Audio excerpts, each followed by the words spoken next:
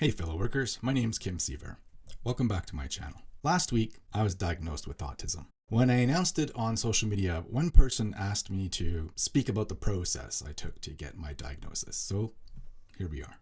Getting a diagnosis requires getting an assessment, and there are two problems with getting an assessment, however. First, there just aren't a lot of specialists who can do it here in Alberta. Only psychiatrists and registered psychologists can diagnose mental conditions, and even then, not all of them are willing to assess for autism, and certainly far fewer specialize in it. That's further complicated by the fact that most of those who do assess people focus on children.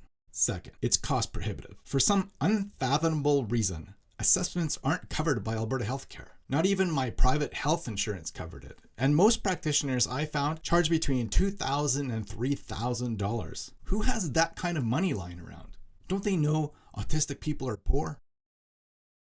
The first step was the hardest. I tried asking our family doctor for a referral, but she was convinced that there was no one here in Lethbridge who could do it, and I'd have to go to Calgary.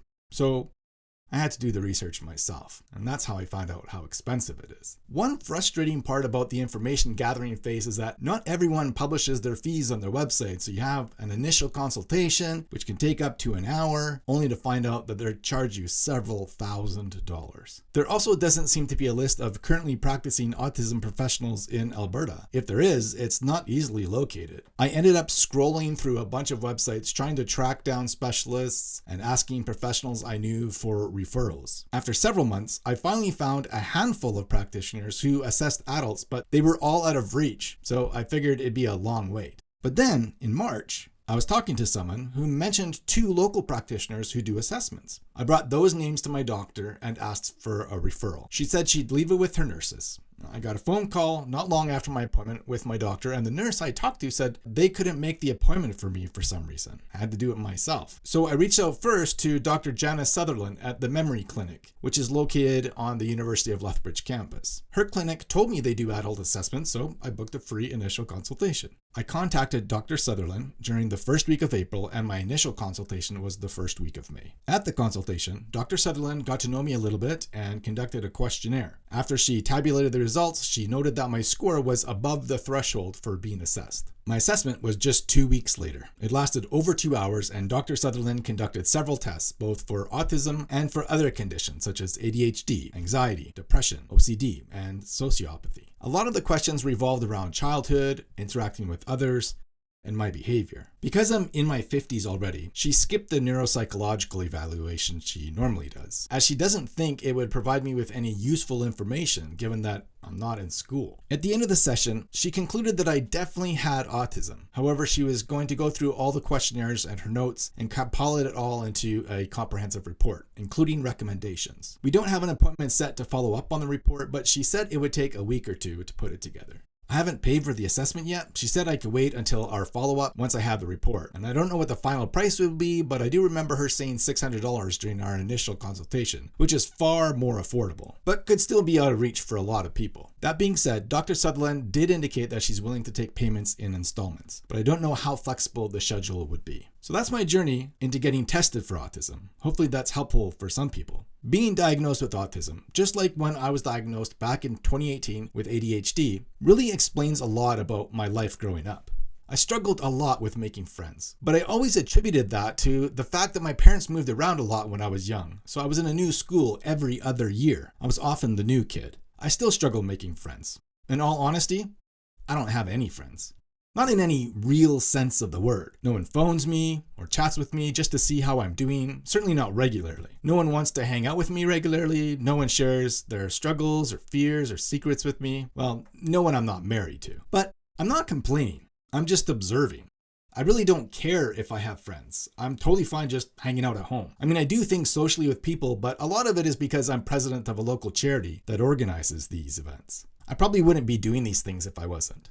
Of course, people are friendly when we chat, but I wouldn't really call any of them friends. Most certainly, I don't have a best friend. Again, no one I'm not married to. I'm grateful I served a Mormon mission back in the 1990s. I'm not sure if they still do it, but they used to have a program called the Commitment Pattern that they'd have missionaries follow to improve their interpersonal skills. How to make chit-chat, make eye contact, ask questions, restate statements, build on common beliefs, and so on. This has served me so well in my post-mission life, and I draw on these skills all the time. Because I served a mission in Utah, I got to teach a lot, which gave me a lot of experience practicing these skills. And because Utah missionaries cover a lot of congregations, several dozen sometimes, we often got asked to speak in church services. I probably gave dozens of sermons. This massively improved my public speaking skills. On the topic of being married, having Mary as a spouse has been a huge blessing. Even though she had no idea that I have autism, she has been so patient with how it has manifested in me. She also encouraged me over the years to be careful how I communicated, like using emoticons in my emails, or if I had said something unkind or rude to someone. I've learned a lot over the 30 years that we've been married, that I have a pretty good idea how to react in certain situations. She's been amazing. I can imagine that a lot of other people would have been so easily exacerbated with me. I also get frustrated with things that are out of place or don't make sense. A lot of the time that frustration is just being annoyed. Like if the two switches on the light switch at the bottom of our stairs aren't both pointing in the same direction, or the dishes aren't put away in the cupboard in their proper spot. Same with groceries. Sometimes the frustration is more intense. Like last week when I was talking to a life insurance adjuster who kept asking me questions that I couldn't answer. For example, at one point he asked me for my height. I told him that I'm 6 feet 2 inches. Then I realized that maybe he uses metric. So I also told him I was 188 centimeters. He said he couldn't use both, then asked me which I prefer.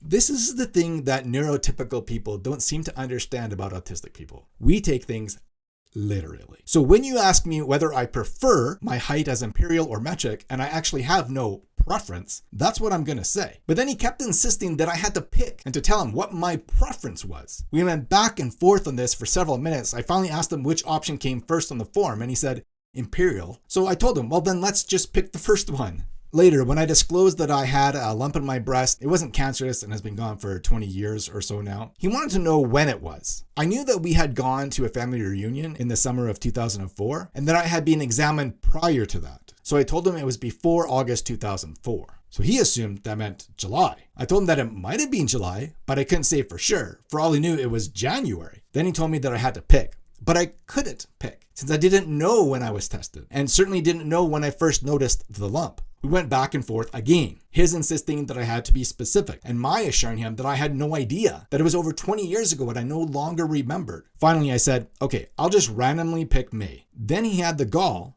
to say, I'll write down that it was May 2004 to the best of your knowledge. I told him that to the best of my knowledge, it was before August 2004, and then I couldn't remember anything more specific than that. And we had multiple interactions like that during the conversation. That experience reminded me that I hate surveys. They often ask questions, then give you answers to choose from, but none of them apply. On top of that, he told me it would be 20 to 30 minutes, and the entire thing went over an hour. Don't tell an autistic person that something will start or end at a certain time because they'll expect you to keep to it and will get frustrated when you don't. Which reminds me of an appointment we recently had with a banker who said our appointment would take a certain amount of time, but it went way over. I ended up very frustrated and I was short in my answers. It wasn't just going over that frustrated me. I had planned to make black bean burgers for supper that night, but now because we went so long, I wouldn't have time to make black bean burgers. And I was really looking forward to having black bean burgers.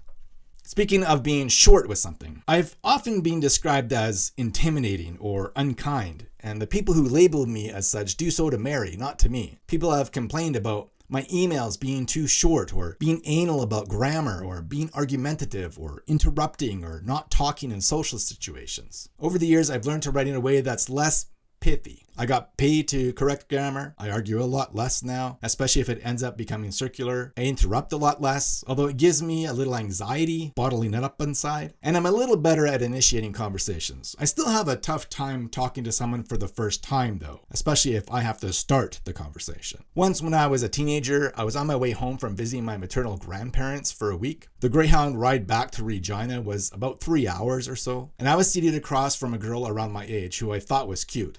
I spent the entire trip trying to figure out how to start a conversation with her, and I never did talk to her before she disembarked in Moose Jaw. I'm pretty sure that my NDPH is a result of my teeth clenching, which is something some autistic people do to deal with stress, like stimming, and it's been accumulating over the last 5 decades, leading to the constant headache I've had since March 2023. Anyhow, I've gone on long enough. Even then, I've only barely scratched the surface of what living with autism is like. But you probably have things to do. Solidarity.